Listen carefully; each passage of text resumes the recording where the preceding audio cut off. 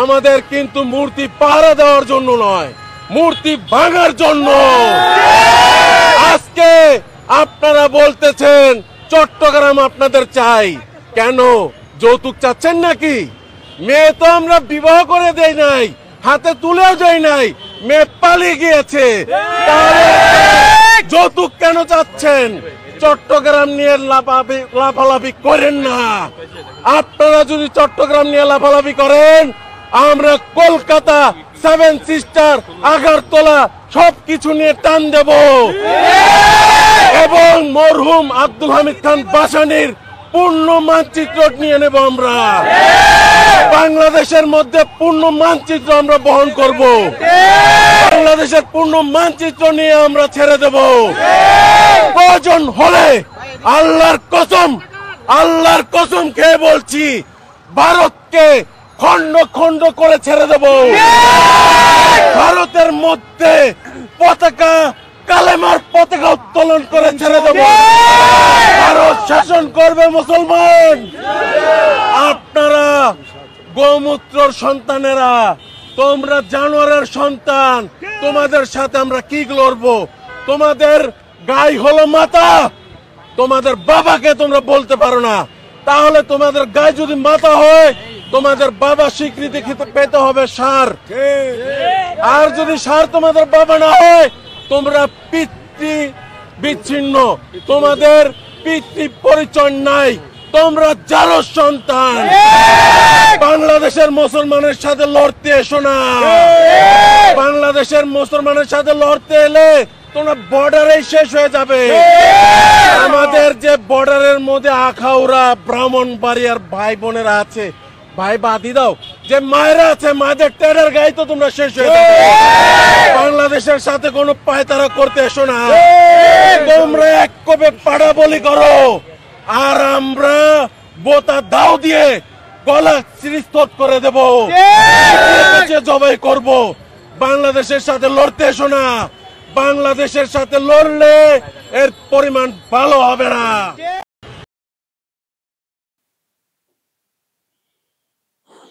দর্শক, এটা আজকে এসছে, আজকে জুম্মার নামাজ পড়ে ব্যাস লেগে পড়েছেন সব ভাষণ দিতে।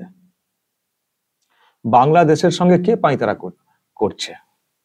যা চলছে ওখানে তার একটা প্রতিবাদ চলছে, যে ওখানে সনাতনী যারা রয়েছেন তাদের উপরে অত্যাচার হচ্ছে, নির্যাতন হচ্ছে, এটা কেন হবে?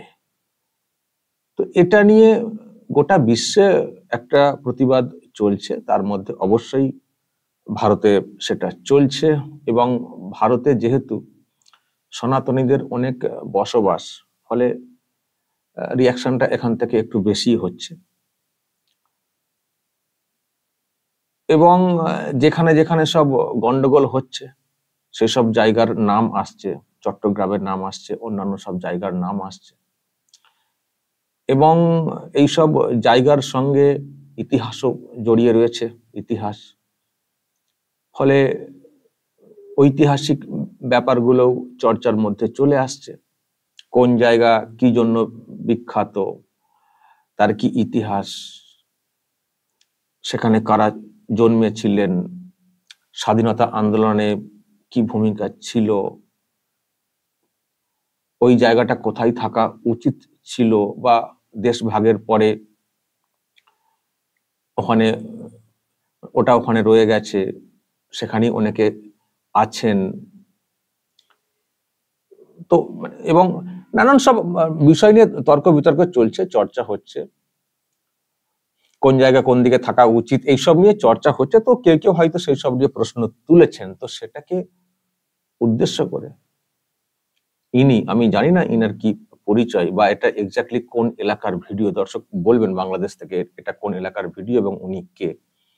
তো উনি যা হুঁশিয়ারি দিচ্ছেন, বাপরে বাপ। প্রথম দিকে তো আমার হাসি পাচ্ছিল এই ধরনের হুঁশিয়ারি শুনে। এমন করছেন যেন ওই বাংলাদেশের কগাছা লোকজন রয়েছেন, তারা এসে গোটা ভারত দখল করে নেবেন, এমন ভাব দেখাচ্ছেন, যেটা একেবারে অবাস্তব একটা ব্যাপার। তবে শুরুতে কিন্তু একটা মারাত্মক কথা বলেছেন, একেবারে শুরুতে, যে আমরা মূর্তি পাহারা দেওয়ার জন্য আসিনি, মূর্তি ভাঙার জন্য এসেছি। তার মানে এটাকে মানে এটা প্রমাণ করে যে তার মানে ওখানে কি চলে। কারণ ওনারাই বলছেন, ইমাম সাহেবরাই নিজেরাই বলছেন যে আমরা মূর্তি পাহারা দিতে আসিনি, মূর্তি ভাঙার জন্য এসেছি।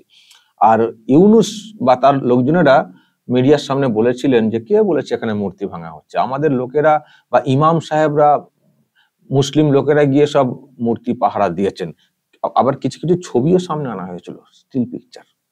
তো সেটা যে আইওয়াশ ছিল, দেখানোর ব্যাপার ছিল, সেটা পরিষ্কার।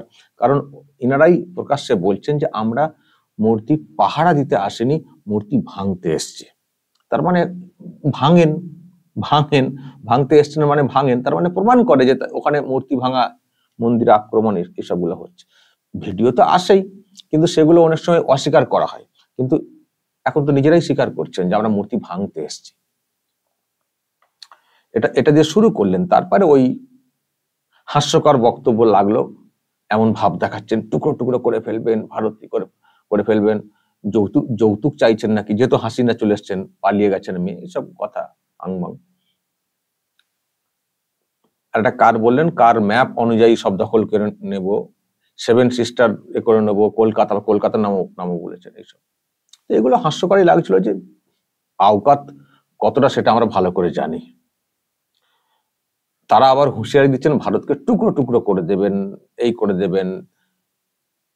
কিন্তু দর্শক, আমি যেটা বলতে চাই, যা বলছেন বা বলছিলেন তার মধ্যে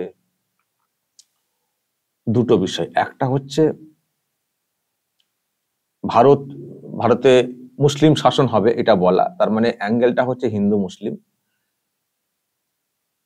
দ্বিতীয় যেটা সব থেকে খারাপ লেগেছে আমাকে, আমার নিজেরা শুনতে খারাপ লাগছিল,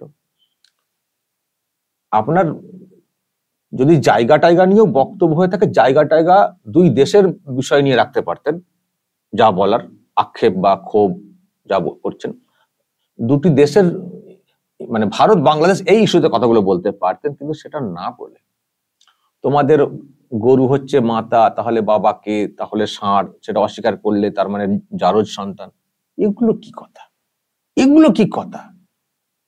কার কি ধর্মীয় বিশ্বাস আছে সেটা তাদেরকে থাকতে দিন না, সেটাকে নিয়ে আপনি আক্রমণটা কেন করছেন? এখানেই তো পরিষ্কার হয়ে যাচ্ছে যে লড়াইটা অ্যাকচুয়ালি ভারত বনাম বাংলাদেশ না, লড়াইটা কোথাও ওনারাই বুঝিয়ে দিচ্ছেন হিন্দু ভার্সেস মুসলিম। আর এখান থেকে আরেকটা প্রশ্ন অবশ্যই আসবে যে তার মানে ওখানকার মানে বাংলাদেশে যে সব হিন্দু মানুষ রয়েছেন, তার মানে তারা এদের চোখে কেমন বা তাদের উপরে কি নির্যাতন এরা চালাচ্ছেন, এটাও প্রমাণ করবে। কারণ ওনাদের কথার মধ্যে গোমাতা ইত্যাদি উঠে এলো না, তো যারা ওই দেশে রয়েছেন সনাতনী, তারাও ওনাকে গোমাতা বলে থাকেন। তার মানে আক্রমণটা শুধুমাত্র মানে ভারতীয় হিন্দুদেরকে উদ্দেশ্য করে হচ্ছে না, আক্রমণটা হচ্ছে ওখানকার দেশের লোকজনদেরকে উদ্দেশ্য করে, মানে একটা ধর্মীয় বিশ্বাসকে উদ্দেশ্য করে আক্রমণটা হচ্ছে। আর সেই সঙ্গে যেটা করছেন যে ভারতে মুসলিম শাসন হবে, আমি ভারতীয় হিসেবে সব থেকে আমার কাছে এটা আপত্তির, এক তো এরকম ধর্মীয় ভিত্তিতে বলাটাতে মানে আমরা মানবো না, দ্বিতীয়ত যেটা করছেন আমি জানি না এখানকার মুসলিমরা কেন এখনো মোহে পড়ে রয়েছেন বাংলাদেশে, তারা বুঝছেন না যে ধরনের আচরণ ওখানকার ইমাম সাহেবরা করছেন, ওনাদের জেরে আমরা এখানে যারা আছি আমরা মানে একটা কিরকম মানে প্রশ্নের মুখে পড়ে যাচ্ছি। কারণ কি বক্তব্য, মুসলিম শাসন হবে, কলেমার পতাকা উঠবে, এই যে কথাগুলো বলার অর্থ কি? ওনাদের টার্গেট হচ্ছে সনাতনী হিন্দু, কিন্তু এখানে শুধু তো সনাতনী হিন্দুর বসবাস নেই, এখানে তো আমরা মুসলিমও রয়েছি। তো এবার আমাদের মধ্যে কি তৈরি হচ্ছে? আমাদের মধ্যে এবার আর চকাচকি ব্যাপারটা আসবে। যদিও এখানকার সনাতনীরা খুব ভালো, এটা আমরা বিশ্বাস করি, আমি নিজে জানি, কিছু ঘটনা কিছু উল্লেখ করে হয়তো কেউ বলতে পারেন, কিন্তু ওভারঅল এখানকার সংখ্যালঘুরা যেভাবে নিরাপদে থাকেন, আর যারা ফুটানি মারছেন সংখ্যাগুরু হয়ে, তারা তো ওখানকার সেই নিরাপত্তা দেন না, মানে সংখ্যালঘুদের ব্যাপারে দেন না। তো ফলে এই যে ওখান থেকে হিন্দু মুসলিম নিরিখে বক্তব্য রাখা, এবং সনাতনী হিন্দুদের ধর্মীয় বিশ্বাসে আঘাত করে যাচ্ছে। তাই আমার তো ধারণা যারা আপনারা আছেন আপনাদের নাকি গায়ে কাঁটা দিয়েছে বা পশম খাড়া হয়ে গেছে, যেটা বলি আর কি এই বক্তব্য শুনে। হবারই কথা, কারণ ধর্মীয় বিশ্বাসটাকে যেভাবে আঘাত করা হয়েছে, যে কোনো যার যার বিশ্বাস আছে তারই গায়ে লাগবে, ভীষণই গায়ে লাগবে। এটা আমি পরিষ্কার আমি বিশ্বাস করি, এটা গায়ে লাগবেই। কারণ যেভাবে কথাগুলো বলা হয়েছে একেবারে আপত্তিজনক কথা। তো যাই হোক দর্শক, খুবই খারাপ বিষয় যেটা হচ্ছে। এখানকার যারা সনাতনী রয়েছেন তারা তো খুব মানে কি বলবো, খুবই ধৈর্য ধরে চলেন, খুবই সহনশীল, উগ্র না। এদের মতো উগ্র হলে তো কত কি ঘটে যেত। তো যেটা শুরু করেছেন এবার তো লিমিট তো ক্রস করে যাচ্ছে না, লিমিট ক্রস করে যাচ্ছে। দেখা যাক কি হয়। দর্শক বলবেন যা বলার কমেন্ট বক্সে, নজর রাখবেন আরামবাগ টিভিতে।